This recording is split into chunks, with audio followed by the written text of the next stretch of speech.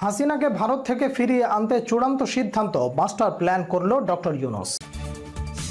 দেশ থেকে পালিয়ে যাওয়া সাবেক পুলিশের আইজিপি বেনজির এখন টাইমস অফ ইন্ডিয়ার প্রতিবেদন, গণহত্যার বিচারে শেখ হাসিনাকে ভারত থেকে প্রত্যর্পণের সিদ্ধান্ত বাংলাদেশে। দিল্লি হয়ে ফের ঢাকায় আসছেন ডোনাল্ড লু, কপালে চিন্তার ভাঁজ মোদী সরকার। ওরা দেশটা গিলে খেয়েছে, কথা শুনে নাই, এখন দল চালাক। ফাঁস হলো আওয়ামী লীগ ধ্বংসের চাঞ্চল্যকর তথ্য। রিমান্ডে চাঞ্চল্যকর তথ্য দিয়েছেন সালমান এফ রহমান, ফেঁসে যাচ্ছে হাসিনা।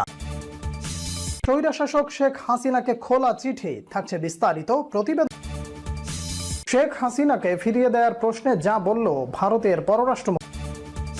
15 বছর পর ফাঁস হচ্ছে পিলখানা হত্যাকাণ্ডের আসল তদন্ত রিপোর্ট। যেভাবে ইনস্ট্রাকশন দিয়েছি সেভাবেই কাজ করো, হুঙ্কার দিয়েছিল হাসিনা। স্বৈরাচারী শেখ হাসিনার দুর্নীতির মাস্টার মাইন্ড তোফাজ্জল নিষাদ, অবৈধ কুকর্মের ভিডিও চিত্র। বাংলাদেশিদের জীবনের বিনিময়ে ইলিশ চেয়েছে ভারত, সীমান্তে বেপরোয়া বিএসএফ।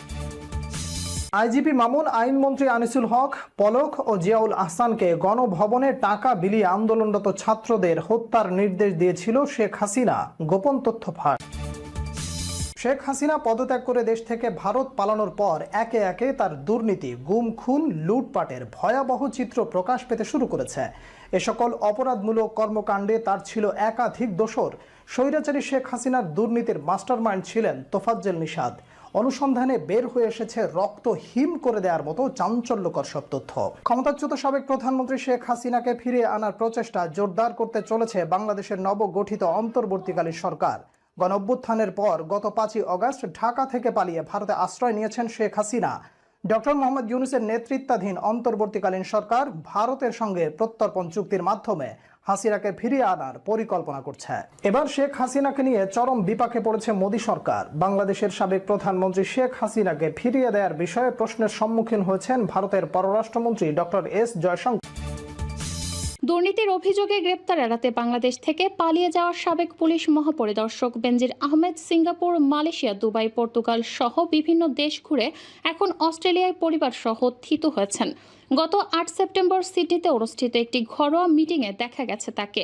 সেখানকার একটি ছবি গণমাধ্যমের হাতে এসেছে, আর এ নিয়ে একটি প্রতিবেদন প্রকাশ করেছে জাতীয় দৈনিক কালের কণ্ঠ।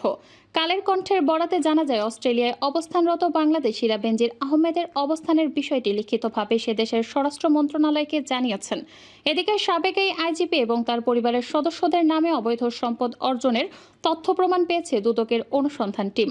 দুদকের অনুসন্ধান টিম গত জুলাই মাসের শুরুতে কমিশনে তাদের প্রাথমিক অনুসন্ধান প্রতিবেদন দাখিল করেছে।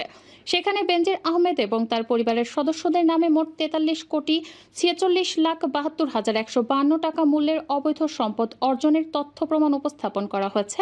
প্রতিবেদনে বলা হয়, বেনজির আহমেদের নামে মোট 9,25,72,565 টাকা মূল্যের অবৈধ সম্পদের তথ্য প্রমাণ পাওয়া গেছে। তার স্ত্রী জিশান মির্জার নামে মোট 21,34,50,43 টাকা মূল্যের অবৈধ সম্পদের তথ্য পাওয়া গেছে। গত 5 আগস্ট ছাত্র জনতার অভ্যুত্থানে পদত্যাগ করে ভারতে চলে যান শেখ হাসিনা। তখন থেকে তিনি সেখানে অবস্থান করছেন। এদিকে বাংলাদেশে ছাত্র জনতা হত্যা সহ বিভিন্ন অভিযোগে শেখ হাসিনার বিরুদ্ধে শতাধিক মামলা হয়েছে। এ পরিস্থিতিতে সুষ্ঠু বিচার এবং শাস্তি নিশ্চিতে শেখ হাসিনাকে দেশে ফিরিয়ে এনে আদালতে সোপর্দের দাবি উঠেছে। সংবাদ সম্মেলনে সংবাদ মাধ্যমে প্রকাশিত প্রতিবেদনের উদ্ধৃতি টেনে এ বিষয়ে ভারতের অবস্থান জানতে চাওয়া হয়। জবাবে জয়শঙ্কর স্পষ্ট তথ্য না দিয়ে সাংবাদিককে থামিয়ে দেন। তিনি বলেন, বাংলাদেশের সরকার পরিবর্তন হয়েছে। আমরা অন্তর্বর্তী সরকারের সঙ্গে যোগাযোগ রাখছি। আমরা কূটনৈতিক চ্যানেলে কাজ করি। কোনো মিডিয়ায় কি রিপোর্ট ছাপা হলো তার ভিত্তিতে কাজ করা জরুরি। শেখ হাসিনার উদ্দেশ্যে একটি খোলা চিঠি প্রকাশ পেয়েছে। সেখানে লেখা আছে, জীবনের শেষ প্রান্তে এসে আপনি একবার খেয়াল করে দেখুন, শুধু ক্ষমতাকে ধরে রাখার জন্য কতজনের জীবন শেষ করে দিয়েছেন, কত মায়ের আহাজারিকে দীর্ঘস্থায়ী করেছেন, কত অমিত সম্ভাবনাকে ধূলিসাৎ করেছেন, কতজনকে চিরতরে অন্ধ করেছেন। স্বজন হারানোর ব্যথা সত্যি সত্যি আপনাকে মর্মপীড়ায় দংশন করলে আপনি লাশের বিনিময়ে ক্ষমতাকে প্রাধান্য দিতেন না। ক্ষমতা ছাড়তে বাধ্য হওয়ার সময়ও আপনি কেঁদেছেন। ক্ষমতা আপনার কাছে কান্নার বিকল্প। রাষ্ট্রকে ব্যক্তিগত মনে করেছিলেন, ভেবেছিলেন আপনি রাষ্ট্রের সমকক্ষ। সাবেক প্রধানমন্ত্রী শেখ হাসিনা, আপনি 1 মাসের অধিক দেশের বাইরে অবস্থান করছেন। অবশ্য বাইরে থাকাটাকে আপনি স্বেচ্ছায় বরণ করে নিয়েছেন। আপনি যখন বুঝতে পেরেছেন সর্বগ্রাসী ক্ষমতা আপনার জীবনকে আর সুরক্ষা দিতে পারছে না, তখন দেশ, জনগণ এবং আওয়ামী লীগকে রেখে বাংলার মাটিকে রক্তরঞ্জিত করে দেশান্তরিত হয়েছেন। আপনি এখনো উপলব্ধি করতে ব্যর্থ হচ্ছেন পিতার দেশ রেখে, আওয়ামী লীগকে রেখে মাতৃভূমি পরিত্যাগ করা কত মর্মান্তিক এবং লজ্জাজনক। এতে আপনার নৈতিক শক্তির সামর্থ্য শেষ হয়ে গিয়েছে। আপনার বিবেচনাহীন অহংবোধ ও দাম্ভিকতা আপনাকে এই পরিণতির দিকে নিয়ে গেছে। আপনি বুঝতেও পারেননি বারবার ভোটবিহীন ক্ষমতা ধরে রাখতে গিয়ে, রাষ্ট্রীয় প্রতিষ্ঠানকে দলীয়করণ ও প্রতিরক্ষা শক্তিকে দুর্বল করতে গিয়ে রাষ্ট্রকে কি ভয়ঙ্কর সর্বনাশে ফেলে দিয়ে গেছেন। রাষ্ট্রের স্বাধীনতা ও সার্বভৌমত্বকে কতটা ঝুঁকিপূর্ণ করে গেছেন। আপনি ভেবেছিলেন জনগণ নয়, রাষ্ট্রযন্ত্র ব্যবহার করে এবং বাইরের শক্তির সমর্থনে ক্ষমতা চিরস্থায়ী করা যায়। আপনি প্রায় বলতেন ভোট চুরি করলে বাংলার জনগণ ক্ষমতায় থাকতে দেয় না। ক্ষমতা হারিয়েছেন এবং জনগণ আপনাকে ক্ষমতায় থাকতে দেয়নি। শান্তিপূর্ণভাবে ক্ষমতা হস্তান্তরকে আপনি রুদ্ধ করেছিলেন। ফলে ছাত্র জনতার গণ অভ্যুত্থানে আপনাকে উৎখাত করাই ছিল একমাত্র গণতান্ত্রিক এবং সাংবিধানিক পথ। আপনি ক্ষমতা ধরে রাখতে গিয়ে প্রচন্ড রক্তপাতের আশ্রয় নিয়েছেন, রাষ্ট্রকে যুদ্ধাবস্থায় নিয়ে গেছেন, জনগণের প্রতি শত্রু ভাবাপন্ন হয়ে গণমানুষের বিরুদ্ধে অবস্থান নিয়েছেন। ফলে ছাত্র জনতা সহ প্রজাতন্ত্রের সেনাবাহিনীর ঐতিহাসিক ভূমিকা আপনার পতনকে অনিবার্য করে তোলে। ভূরাজনৈতিক ব্যবস্থায় এর কোনো বিকল্প ছিল না, কারণ রাষ্ট্রের স্বাধীনতার সার্বভৌমত্ব বিপন্ন হলেও আপনার ক্ষমতা তৃষ্ণা নিবৃত হতো না। তা জনগণ যেমন জানে, তেমনি আপনার দলও জানে। আপনি এখন নিশ্চয়ই অবসর পেয়েছেন অনেক, কিন্তু দেশের রাজনীতি নিয়ে মাঝে মধ্যে মন্তব্য করছেন, বিবৃতি দিচ্ছেন, ইন্টারভিউ দিচ্ছেন। দেশ এবং জনগণ তো দূরের কথা, আওয়ামী লীগের করণীয় নিয়েও আপনার রাজনীতির পরিসমাপ্তি ঘটে গেছে। আওয়ামী লীগকেও আপনি নিজ হাতে শেষ করেছেন। পালিয়ে নিজ জীবন বাঁচাতে গিয়ে দলসহ সবকিছু পরিত্যাগ এবং পরিত্যক্ত করে চলে গেছেন। যেহেতু জানতেন দেশ ত্যাগ করছেন, কিন্তু দলীয় নেতাকর্মীদের নিরাপত্তার কথা ভেবে একটি শব্দ উচ্চারণ করেননি, বরং আওয়ামী লীগের মতো ঐতিহ্যবাহী একটি রাজনৈতিক দলকে গণহত্যায় অভিযুক্ত করে পরিচয় সংকটে ফেলেছেন। আপনার ফ্যাসিবাদী রাষ্ট্র ব্যবস্থা থেকে সরে এসে রাষ্ট্র কিভাবে নির্মিত হবে তা এদেশের জনগণ, দলীয় এবং অদলীয় শক্তিসমূহ নির্ধারণ করছে। দেশ ত্যাগ করে দিল্লিতে অবস্থানের মাধ্যমে রাষ্ট্রের প্রতিবাদ দলের প্রতি আনুগত্য প্রকাশ করার কোনো নৈতিক অবস্থান আপনার নেই। জীবনের বাকি দিনগুলো চুপ এবং শুধুমাত্র চুপ থাকাটাই আপনার একমাত্র কর্তব্য। ফ্যাসিস্ট স্বৈরাচার শেখ হাসিনার মুখোশ উন্মোচন। ঘুম থেকে উঠেই তিনি জায়নামাজ খুঁজতেন, দিনের শুরুটা করতেন নামাজ পড়ে। এমনকি 2009 সালে যখন সরকার প্রধান হিসেবে শপথ নেন, তখন হাতে ছিল তসবিহ। অথচ তার বিরুদ্ধে অভিযোগ উঠেছে সবচেয়ে বেশি আলেমদের দমন নিপীড়নের। তার আমলে নির্বিচারে গুলি করে হত্যা করা হয় মাদ্রাসার শিক্ষার্থীদের। এমনকি বলা হয় দেশের মাদ্রাসাগুলো হয়ে যাচ্ছে জঙ্গি তৈরির কারখানা। সাবেক প্রধানমন্ত্রী শেখ হাসিনার এক সময় ব্যক্তিগত সহকারী মুক্তিযোদ্ধা মতিউর রহমান মিন্টু তার আমার ফাঁসি চাই বইতে লেখেন, শেখ হাসিনার সবচেয়ে বেশি অপছন্দ ছিল নামাজি মানুষ। শুধু তাই না, তিনি নামাজ বা ধর্ম পালনকে ব্যবহার করতেন জনপ্রিয়তার হাতিয়ার হিসেবে। একই বইতে মতিউর রহমান রিন্টু লিখেছেন কিভাবে শেখ হাসিনা লোক দেখানোর জন্য মাইকে ঘোষণা দিয়ে নামাজ আদায় করতেন। ছাত্র জনতার গণ অভ্যুত্থানের মুখে 5 আগস্ট পদত্যাগ করেন শেখ হাসিনা। এরপর থেকে একে একে প্রকাশ্যে আসতে থাকে তার ও তার প্রশাসনের নানা অপকর্ম। এসব অপকর্মের মধ্যে ইসলাম বিদ্বেষী হওয়ারও বেশ কিছু অভিযোগ সামনে এসেছে। যেমন কোটা সংস্কার আন্দোলনের সময় গ্রেপ্তার হওয়া 17 বছর বয়সী ফায়েজ এক বেসরকারি টিভিতে দেয়া সাক্ষাৎকারে বলেন, তাকে যখন রিমান্ডে নেওয়া হয় তখন টিভি অফিসে জামাতের নামাজ হতো এবং সেই নামাজের সিসিটিভি ফুটেজ চেক করা হতো। যদি ফায়েজ নামাজ পড়তেন তাহলে তিনি শিবির কর্মী। ঢাকা বিশ্ববিদ্যালয়ের জহুরুল হক হলের এক শিক্ষার্থী বলেন, 6 মাস তিনি গোপনে গোসলখানায় শুধুমাত্র ফরজ নামাজটা আদায় করেছেন, কারণ ছাত্রলীগের কর্মীরা মসজিদের সামনে দাঁড়িয়ে থাকতো আর দেখতো হলে কে কে নামাজ পড়েছে। যে নামাজ পড়ছে তাকে শিবির ট্যাগ দেওয়া হতো। এছাড়াও অধ্যাপক ওয়াহিদুজ্জামান বলেন, যারা পর্দা করে তাদের বিশ্ববিদ্যালয়ে না এসে বাসায় পড়াশোনা করা উচিত। 38তম বিসিএসে প্রথম হওয়ার পরেও বাদ দেওয়া হয় মারুফকে, কারণ তিনি ছিলেন একজন কোরআনের হাফেজ। আয়নাঘরে আটকে রাখা বন্দীদেরও ধর্ম পালনে দেয়া হতো বাধা। আয়নাঘর থেকে বেঁচে ফেরা ব্যারিস্টার আরমান বলেন, আশপাশের মসজিদ থেকে আজানের অল্প শব্দ পাওয়া যেত, কিন্তু আজানের সময় উচ্চস্বরে ছেড়ে দেওয়া হতো গান। মুক্তি পাওয়ার পর আরও এক বন্দী তানভীর মাহতাব বলেন, তিনি যখন বন্দী অবস্থায় রমজান মাসে একটি কোরআন চেয়েছিলেন, তখন তাকে কোরআন তো দেয়াই হয়নি, উল্টো বলা হয়েছিল কোরআন পড়ে কোনো লাভ নেই, আল্লাহ তাকে বাঁচাতে পারবে না। এছাড়াও আওয়ামী লীগ আমলে মামলা গুম ও নির্যাতনের শিকার হন বহু আলেম ও ইসলামী বক্তা। চলন্ত ওয়াজ মাহফিলে স্থানীয় নেতারা অপমান করতেন বক্তাদের, অর্থাৎ যে কোনো ভক্ত যদি সরকার জুলুম নিয়ে কিছু বলতেন তাকে করা হতো অপমান, অপদস্থ। এমনকি কোটা আন্দোলনের শেষের দিকে ছাত্রদের পক্ষে দোয়া চাওয়ার চাকরি হারান অনেক মসজিদের ইমাম। চাকরির মেয়াদ শেষে গত 4 জুলাই সাবেক প্রধানমন্ত্রী শেখ হাসিনার মুখ্য সচিব তোফাজ্জল হোসেন মিয়ার অবসরে যাওয়ার কথা ছিল, কিন্তু তাকে চুক্তিভিত্তিক নিয়োগ দেয় তৎকালীন সরকার। পরে শেখ হাসিনা সরকারের পতনের পর 7 আগস্ট প্রধানমন্ত্রীর মুখ্য সচিব মোহাম্মদ তোফাজ্জল হোসেন মিয়ার নিয়োগ বাতিল করে জনপ্রশাসন মন্ত্রণালয়। স্বৈরাচারী শেখ হাসিনার অনিয়ম দুর্নীতির কেন্দ্রবিন্দু ছিল তার কার্যালয়। সেখানে সাবেক প্রধানমন্ত্রীর সব অপকর্মের মাস্টারমাইন্ড হিসেবে কাজ করতেন এই মুখ্য সচিব তোফাজ্জল হোসেন মিয়া। তাকে সঙ্গ দিতেন কাজী নিশাত রাসুল। তিনি সাবেক প্রধানমন্ত্রীর সহকারী একান্ত সচিব। শত শত কোটি টাকার বিনিময়ে প্রশাসনে নিয়োগ ও বদলি বাণিজ্য নিয়ন্ত্রণ করতেন এই দুজন। বিশ্বস্ত সূত্রে জানা যায়, তোফাজ্জল হোসেন মিয়া ও কাজী নিশাত রসুল জনগণের সেবক না হয়ে ওঠেন স্বৈরাচারী শেখ হাসিনার একান্ত অনুগত খাদেম। তার বিনিময়ে তারা পেয়েছেন একের পর এক পদোন্নতি। শেখ হাসিনার ডান হাত হয়ে অকল্পনীয় দুর্নীতি করেছেন তারা। চাটুকারিতার বদৌলতে প্রধানমন্ত্রীর মুখ্য সচিব ও একান্ত সচিবের পদ বাগিয়ে নেন। এখনো কাজ করছেন শেখ হাসিনার অবৈধ অর্থের অঘোষিত খাজাঞ্চি হিসেবে। সাবেক প্রধানমন্ত্রী শেখ হাসিনার অবৈধ নিয়োগ বাণিজ্যের মূল হোতা তোফাজ্জল হোসেন ও কাজী নিশাত। মূলত অবৈধ প্রশাসনিক সিন্ডিকেট পরিচালনা হতো তাদের মাধ্যমে। শুধু তাই নয়, বদলি বাণিজ্য থেকে শুরু করে প্রশাসনিক ক্যাডার পদে নিয়োগ, প্রশাসনের উচ্চ পদে শত কোটি টাকা ঘুষের মাধ্যমে বদলি এই দুই মাস্টার মাইন্ডের হাত হয়ে সাবেক প্রধানমন্ত্রীর কাছে আসত।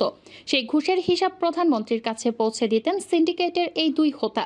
বিশ্বস্ত সূত্রে জানা যায়, শেখ হাসিনা দেশ ছেড়ে পালানোর পর বিপুল পরিমাণ অবৈধ নগদ অর্থ দেশে রেখে যান, যা বহাল তবিয়তে ভোগ করছেন সাবেক মুখ্য সচিব তোফাজ্জল হোসেন মিয়া ও প্রধানমন্ত্রী কার্যালয়ের এপিএস কাজী নিশাত রসুল। সারা দেশের শক্ত প্রশাসনিক সিন্ডিকেট তৈরি করে সরকারের সকল সংস্থাকে নিয়ন্ত্রণ করত তারা। এপিএস কাজী নিশাত তার স্বামী শহীদুল ইসলামকে শেখ হাসিনার যোগজাসসে ঢাকা জেলা প্রশাসকের পদ পাইয়ে দেন বলে অভিযোগ রয়েছে। এছাড়া দুর্নীতি দমন কমিশনে তাদের সিন্ডিকেটের প্রশাসনিক ক্যাডার বিনিয়োগের মাধ্যমে অনেক দুর্নীতি ধামাচাপা দেওয়া হতো বলে সূত্রে জানা গেছে। রিপোর্ট পরিবর্তন না করে পিলখানা হত্যাকাণ্ডের সঠিক রিপোর্ট দেওয়ার পর হাসিনার রিপোর্ট ছুঁড়ে মেরে বলে, হাউ ডেয়ার ইউ আর। জবাবে তিনি বলেছিলেন, আমার ভাইয়ের রক্তের সঙ্গে বেইমানি করতে পারবো না। এরপর রফিককে পিলখানা থেকে তুলে নেওয়া হয়, 361 দিন ডিজিএফআইতে রাখা হয়। সেখান থেকে আয়না ঘরের শুরু। 5 বছর অন্তরীণ থাকার পর ছাড়া পেলেও আর দেশে থাকতে পারেননি। বেসরকারি টেলিভিশনের একটি অনুষ্ঠানে মালয়েশিয়া থেকে যোগ দিয়ে এসব কথা বলেন ক্যাপ্টেন অবসরপ্রাপ্ত ডক্টর খান রফিক। এ সময় তিনি বলেন, আজিজ, মইনুল, আকবর, জিয়াউল আহসান, এদের সবার হাত সে সময় রক্তে রঞ্জিত। আর পুরো ঘটনার মাস্টার মাইন্ড ছিলেন তারিক আহমেদ সিদ্দিক। এই মেজর জেনারেল অবসরপ্রাপ্ত তারিক আহমেদ সিদ্দিক সাবেক প্রধানমন্ত্রী শেখ হাসিনার নিরাপত্তা উপদেষ্টা ছিলেন। 2009 সালের 25 ফেব্রুয়ারি সূচনা হয় বিডিআর বিদ্রোহ নামে বাংলাদেশের ইতিহাসের এক কলঙ্কজনক অধ্যায়ের। নির্দয় জওয়ানরা একে একে বুক ঝাঁঝরা করে হত্যা করেন 57 জন সেনা সদস্যকে। 25 ও 26 ফেব্রুয়ারি চলাই বিদ্রোহে মোট 74 জন প্রাণ হারান। নির্মম সেই হত্যাকাণ্ডের 15 বছর পর সাবেক ক্যাপ্টেন অবসরপ্রাপ্ত ডক্টর খান রফিক জানালেন, পিলখানা হত্যাকাণ্ড বিডিআর বিদ্রোহ ছিল না, এটা ছিল পরিকল্পিত হত্যাকাণ্ড। কতিপয় সামরিক, বেসামরিক ও রাজনৈতিক নেতৃত্ব প্রত্যক্ষ পরোক্ষভাবে এই ঘটনার সঙ্গে জড়িত ছিলেন।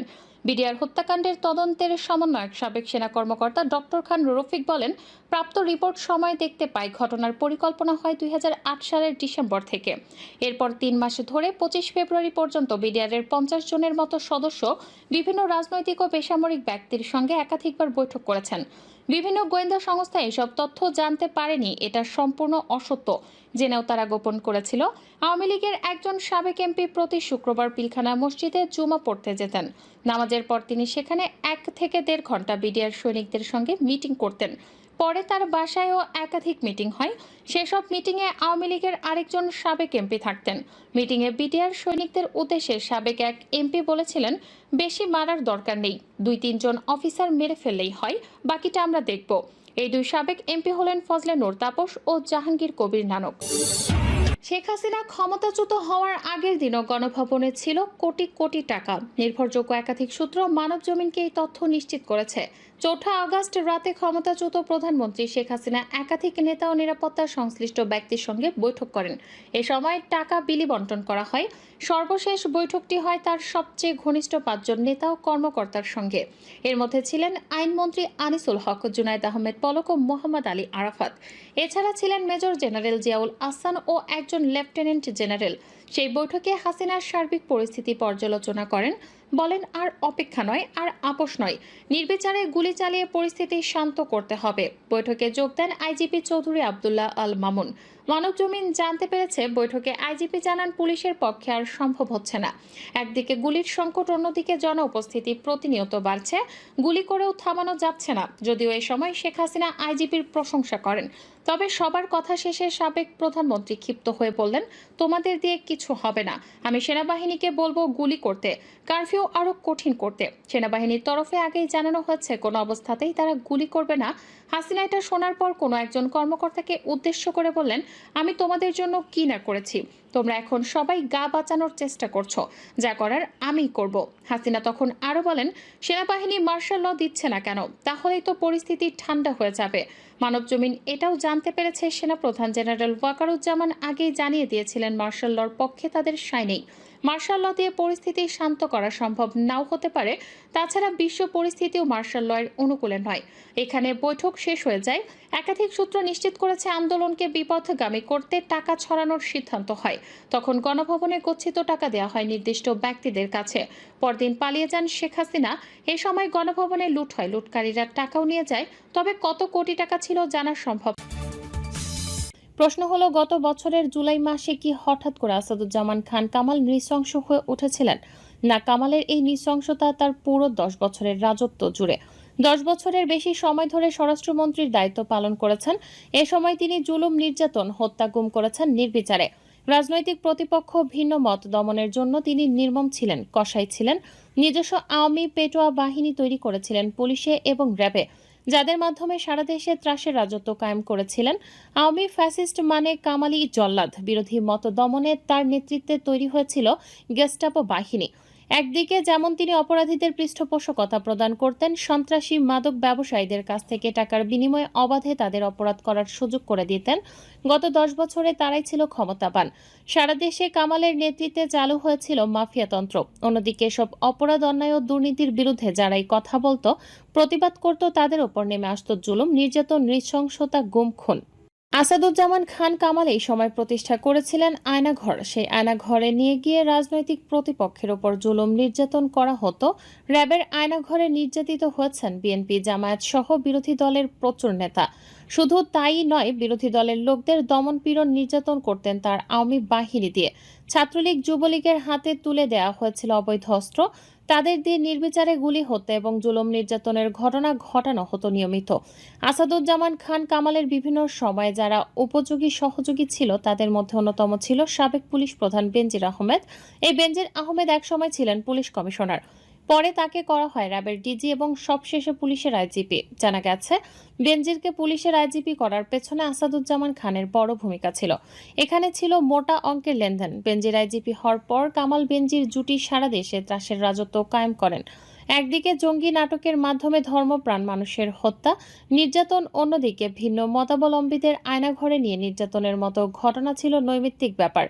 এই সাবেক স্বরাষ্ট্রমন্ত্রী 6 শতাধিক গুমের ঘটনার সঙ্গে জড়িত। ক্রসফায়ারের নামে নির্বিচারে মানুষ হত্যা করেছিলেন শত শত। ক্রসফায়ারের নামে হত্যার নির্দেশ দিতেন আসাদুজ্জামান খান কামাল। ইলিয়াস আলী, কক্সবাজারের একরাম সহ শতাধিক মানুষকে গুলি করে হত্যা করা হয়েছিল আসাদুজ্জামান খান কামালের 10 বছরের বেশি শাসনামলে।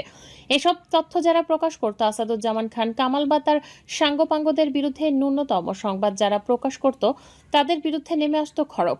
উদাহরণ হিসেবে বলা যেতে পারে বসুন্ধরা মিডিয়া গ্রুপের কথা। বসুন্ধরা মিডিয়া গ্রুপ বিভিন্ন সময় আসাদুজ্জামান খান কামালের দুর্নীতি, অনিয়ম, সন্ত্রাসীদের লুটপাট, দাপট ইত্যাদি নিয়ে প্রতিবেদন প্রকাশ করে।